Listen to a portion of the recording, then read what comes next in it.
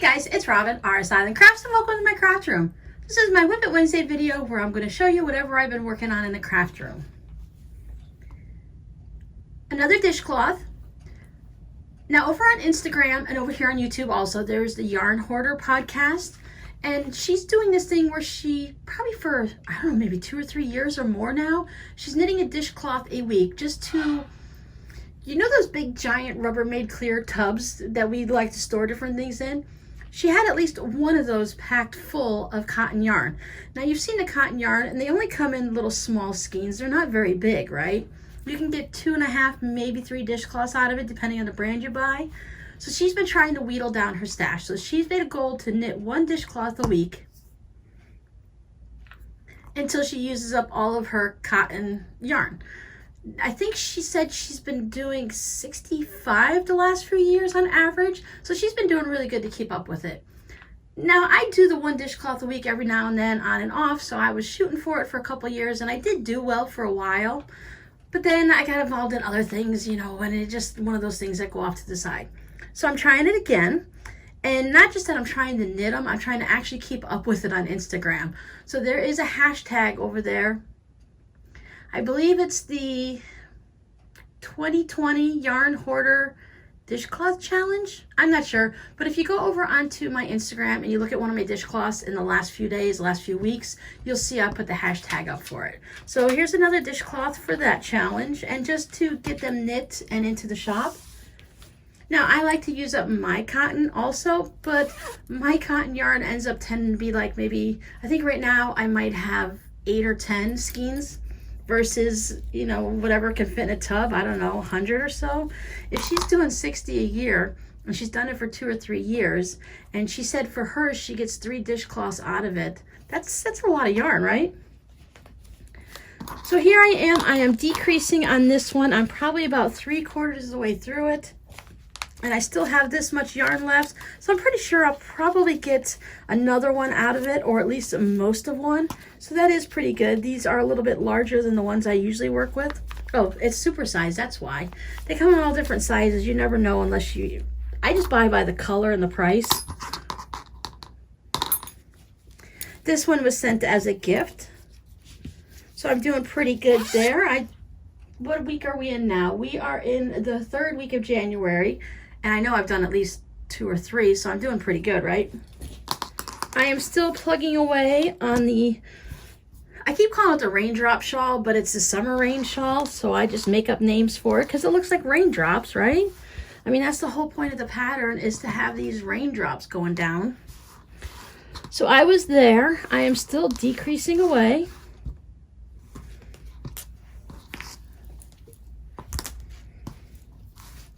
This is the wrong side, but I like to show it because it is my favorite side.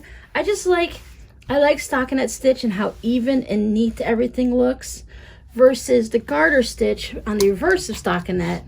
That's when you have all the bumps on the back like that, and that's just it's the thing right now. Everyone's really into wearing their sweaters. I'm going to say wearing them inside out, but they're knitting them inside out, or knitting them regularly and turning them inside out so that they can wear them with the bumpy side on the outside. Everyone goes through their phases and their crazes, but I just kind of, ooh, that was close. I just kind of like this one. I would wear it on this side, but you will lose. See, that's the thing though. If you wear it this way, you're not going to see as much of the raindrops, which is what it's meant to be seen, as you're seeing them as they drop down here. And the only way to really get that technique was to knit them on the purl side. But that's okay. And the other knitting I'm doing, I went back to an older project. I'm still working on the things that I'm knitting for my friend. I went back to the hat I was working on. This is called the Honey Study Hat. And it's a brioche hat with the different cables and stuff going up the side. I think this goes up both sides or in a couple different places. I'd really just started getting into the nitty-gritty of it. I put a couple more rows on since you last saw it. Let's see. Here's where the cables are. I've just started to where the cables come up and they like to cross. So I'm just getting to that point right there where they're going to cross. I've never done the brioche stitch. It was never anything that was on my radar. It's really popular now, but it wasn't anything. I didn't want to be, I don't always jump in with the big kids and, you know, want to do exactly what all the in crowd's doing, unless it's something that intrigues me and I'm interested by it. But I'm not going to do it just because everyone else is doing it. But this is for somebody else, and it wasn't what I chose, which is not a problem because I probably would have chosen it and fallen in love with it if I had seen it myself too. So it's a really fun design, and it's not as complicated as straight up brioche could be, because with brioche, when you knit once. In brioche, you knit twice. So it takes a couple rows to get a pattern or something, from what I understand. I don't know, but this is a honeycomb brioche, so it's a little bit different. It uses techniques in the brioche knitting, but it's not 100% straight on brioche. Because brioche looks a lot like ribbing, and then you'll have, in two color, you'll have a color here and then a color there. So one will be dominated on this side, and when you flip it over, it'll be the same design, but you'll have a different dominant color there. And I think that's what gives it all the rage. Plus, Stephen West is a big knit designer, and he's into it, so he does a lot of knit-alongs, and everyone likes to do those, his patterns and stuff. Anywho, I did pin cushions last week. Just a couple. You know, just 7 of them. I found these very enjoyable. I liked doing these. I'm probably going to keep one for myself, and I'll be putting the rest of them in the shop.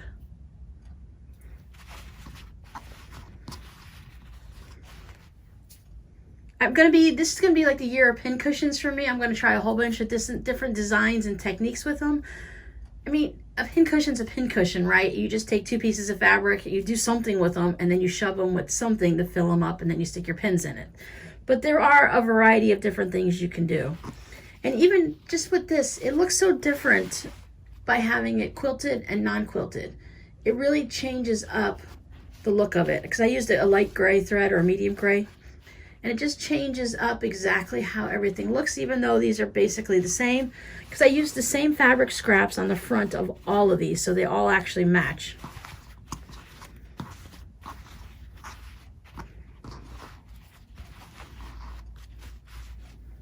And then these, one fabric, another. I was going to say this and this came from the same one, I believe. I believe that this was with a lot of times with the batiks, you'll have a darker color here and then it'll gradiate to a lighter color. These might have been off of the same panel of fabric. And I worked on the little quilt-along blocks with Margaret Lewin. This is a peachy pink color that is not quite showing up here on the camera.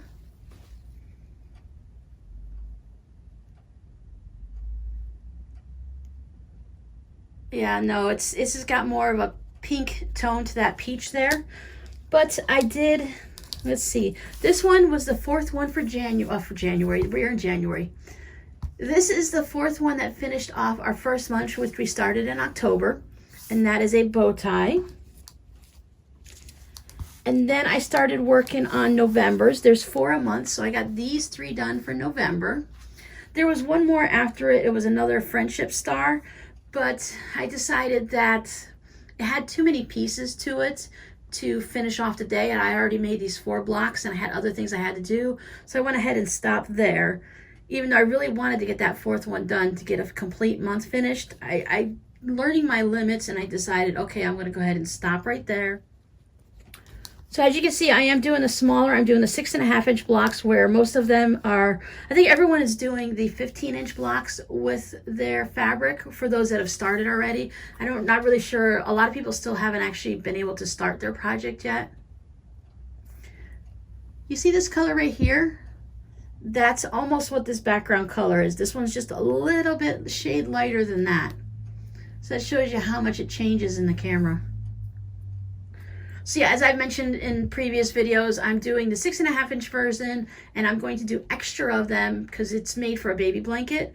I didn't actually look to see what the dimensions are. I'm not sure if they have what the finished baby blanket size would be, But whenever it's done, I'll either add borders to make it into a lap quilt for myself, or I'll add more blocks depending on how it works out.